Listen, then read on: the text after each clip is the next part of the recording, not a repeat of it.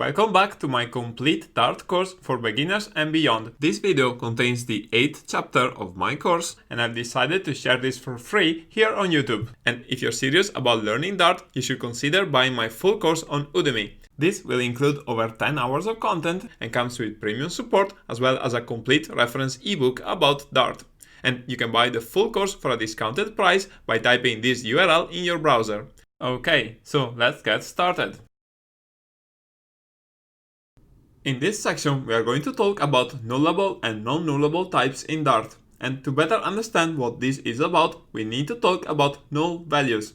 Earlier on in this course, we have seen that if we have a map and we try to access the value of a key that doesn't exist, then we get a null value. And this means that there is no value for this key. And as we write programs, there are many situations where it's useful to use null values. And as we have seen, we can use if statements to check if a value is null. For example, here we could type if person with age is null, then print age is missing, else print person with age, like this.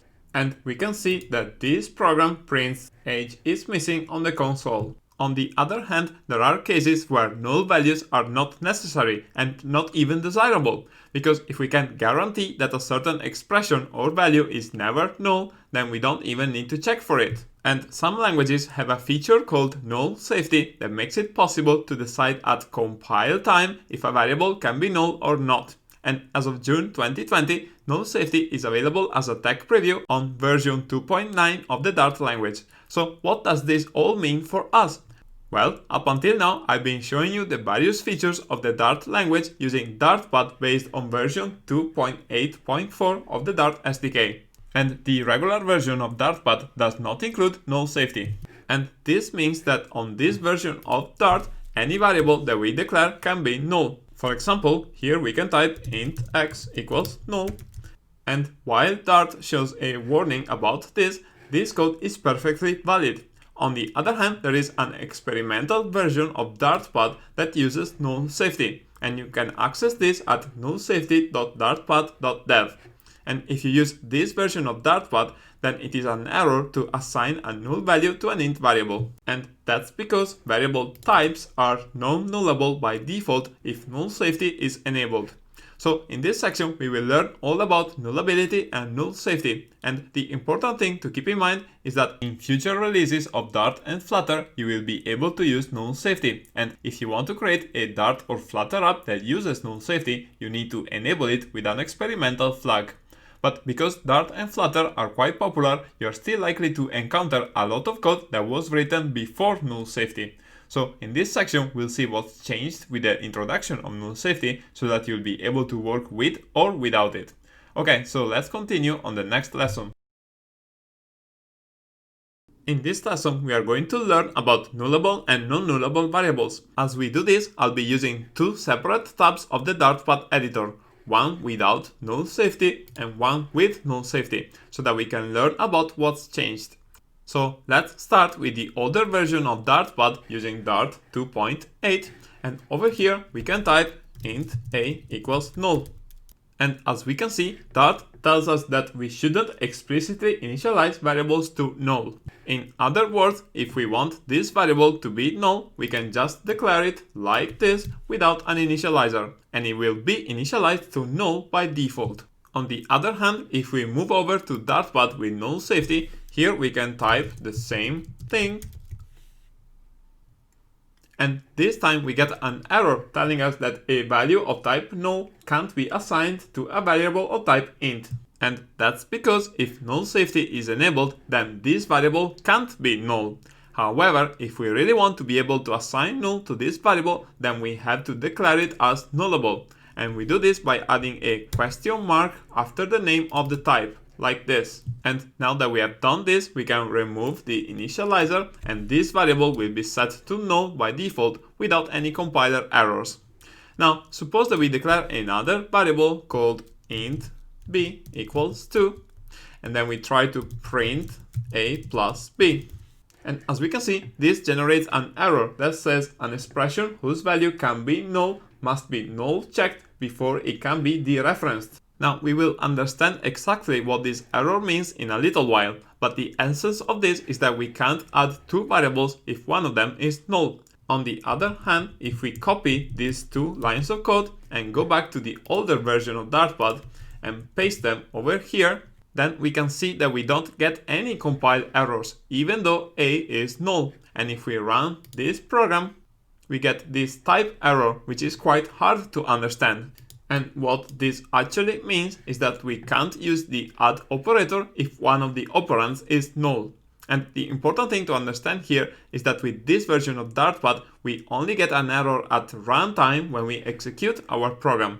But if we use Dartpad with Null Safety, then we get a compile time error. And this is much better because the compiler can help us to write programs that are safer. So for now, we are just getting a feel for what it's like to have Null Safety. And Null Safety makes us productive because Dart can tell us when we are doing something wrong. And I can assure you that this is a great advantage, especially as we write bigger and more complex programs. In any case, I will point out all the places where we need to keep null safety in mind as we continue with the course. Okay, so let's continue on the next lesson. In the last lesson, we had learned about the difference between nullable and non-nullable variables, and we have seen that if we use Dart with null safety, we get some compile time errors when we are doing something wrong. In particular, we have seen that we can't add two variables if one of them is nullable. And this error tells us that this expression must be null checked before it can be dereferenced. And of course, if we made this variable non-nullable and give it a value, then this error will go away. But let's suppose that we really want this variable to be nullable and only print the result of a plus b if a is not null. To do this, we can type if a is null, and here we can print a is null, and then we can put this print statement inside an else, like this. And as you can see, the error now goes away, and that's because Dart is smart enough to know that this print statement is only executed if a is not null, and as a result we are allowed to add a and b. And to make this possible, Dart is using a special feature called flow analysis. And thanks to flow analysis, this variable that is nullable is promoted to a non-nullable variable inside the else branch. Okay, so let me clear all this code so that I can show you another example. And suppose that we have an int x equals 10. And here we can type int sign, like this. So this is a non-nullable variable because we haven't declared it with the question mark sign. But we have not initialized this just yet. So if we try to print sign, like this, we get an error because the non-nullable local variable sign must be assigned before it can be used. So let's fix this. And over here we can type if x is greater or equal than 0, then sign equals 1, else sign equals -1. And now we can see that the error goes away. And this is possible thanks to a feature called definite assignment. And the way this works is that Dart knows for sure that by the time we reach the print statement, then this variable is assigned. So this is very useful because it allows us to declare non-nullable variables and initialize them later. By the way, here I've written this code just to show you how definite assignment works. But we could have written code that behaves exactly in the same way by typing int sign equals x is greater or equal than 0, and then question mark 1 colon -1. So this is using the conditional operator and it does the same job as the if and else statement. But you may need to use an if and else statement if your conditional logic is more complex than this. So being able to declare a non-nullable variable and initialize it later is very valuable, and Dart makes this possible because it supports definite assignment. And once again, if we try to print the sign variable before it is definitely assigned, then Dart will generate an error. So the bottom line is that Dart uses flow analysis features to help us write safer code and more easily deal with nullable and non-nullable variables. Okay, so let's continue on the next lesson. It's now time to introduce the assertion operator that we can use to assign a nullable value to a non-nullable variable. To show you how it works, let me write some sample code and then I'm going to explain it. So over here I can type int x equals 42 and then int question mark maybe value, and then if x is greater than 0, then maybe value equals x, like this. So this is a variable that can hold a null value because it is only assigned if x is greater than 0. Then over here we can write int value equals maybe value, and then I'm going to add an exclamation mark like this, and then we can print value. So how does this code work?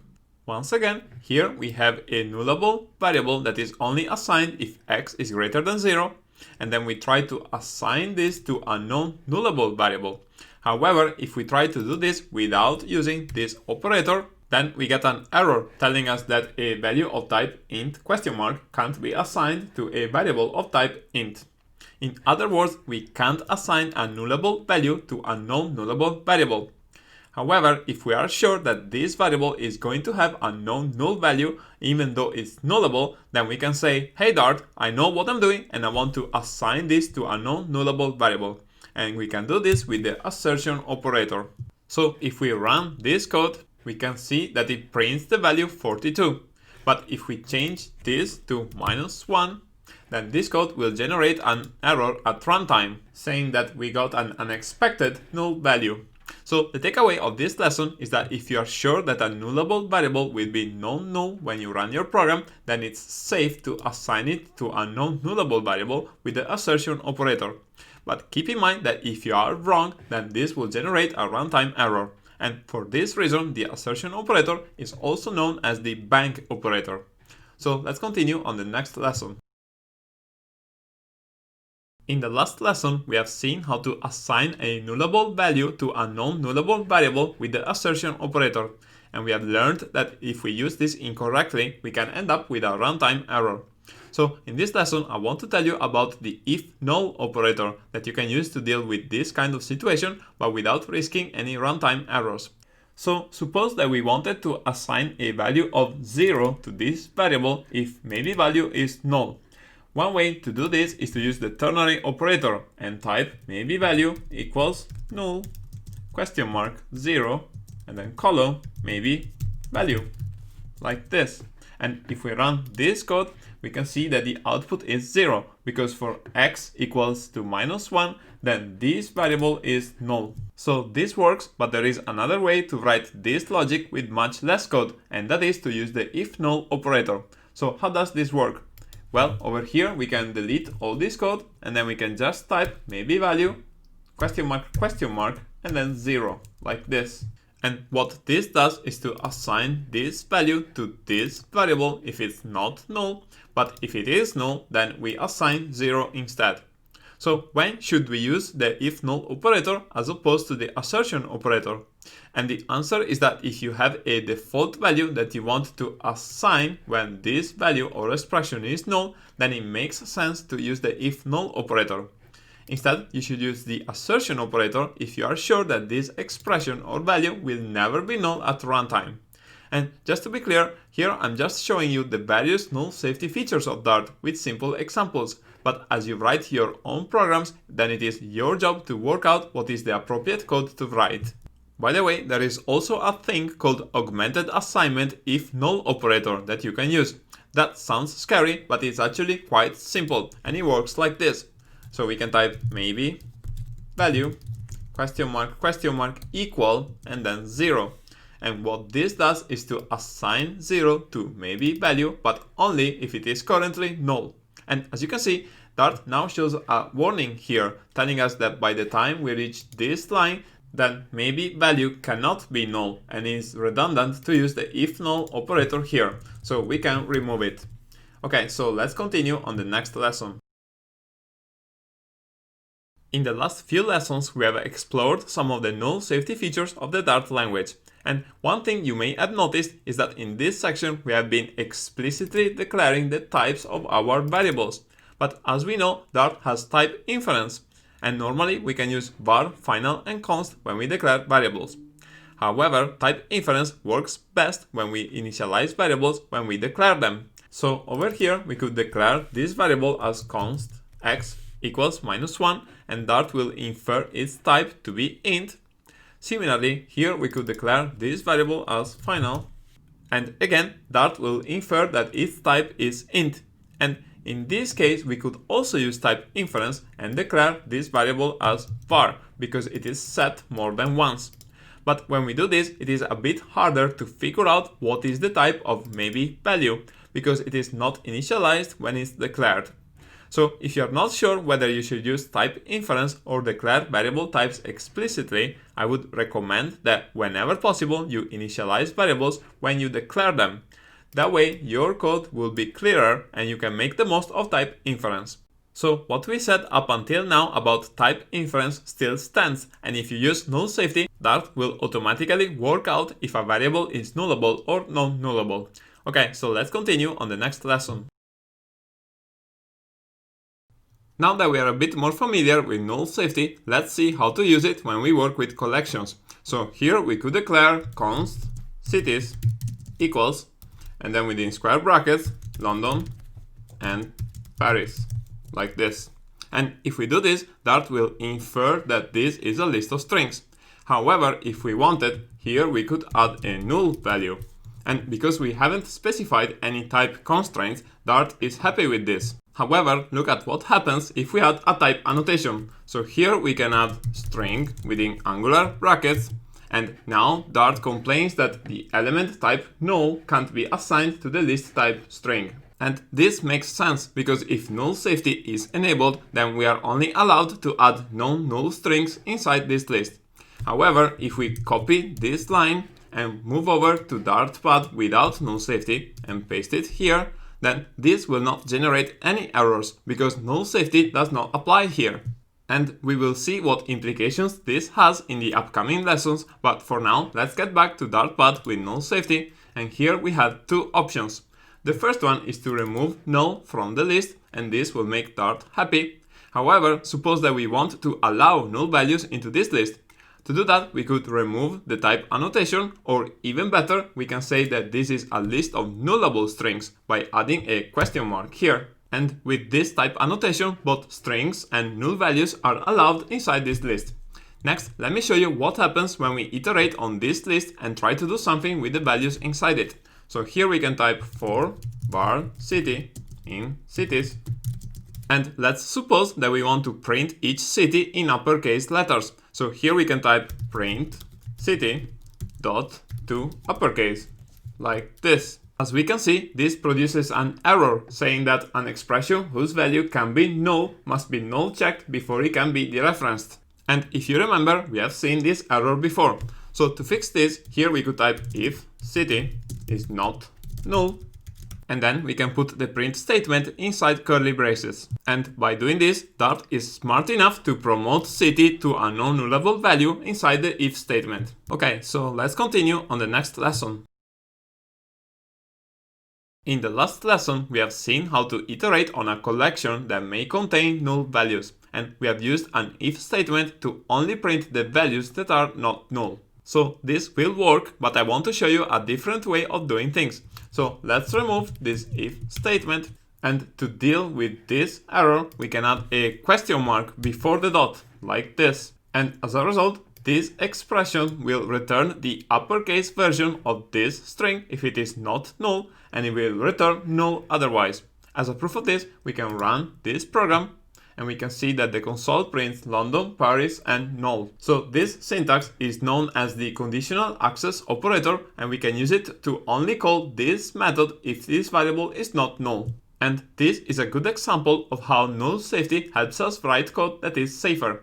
As a proof of this, we can copy this code, and if we get back to the old Dart pad without null safety, we can paste it here, and here we could remove the question mark and just use the standard dot notation to access this method. And as you can see, the Dart compiler doesn't produce any warnings for this code. But if we try to run this program, we get an error on the console, and this is telling us that we can't access the to uppercase method because one of the list items is null. So calling methods on variables that are null is one of the most common mistakes that programmers do because we often forget to check this. In other languages, this error is known as a null pointer exception, and it is so common in software that it has been called the billion-dollar mistake. Now, I should mention that the conditional access operator is also available in versions of Dart that don't support null safety, and we can use it to fix this code. But it is only with null safety enabled that Dart can tell us at compile time when we forget to check if a variable is null, and this is a great advantage. In summary, we have now seen how to work with collections that may have null values, and we have learned how to use the conditional access operator. Okay, so let's do a wrap up.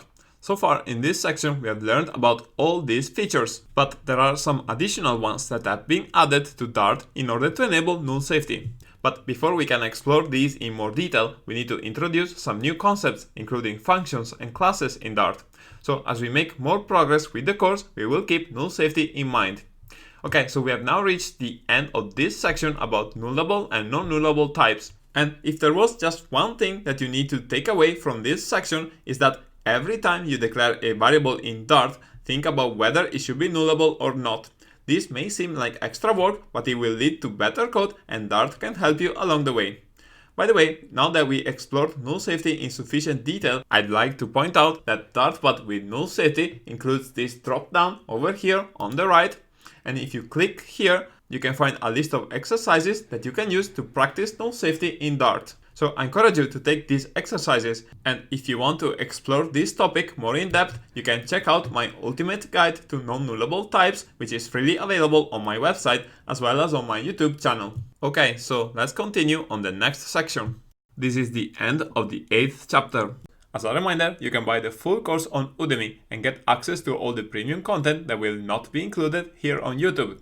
So type this URL in your browser to buy my full course for a discounted price.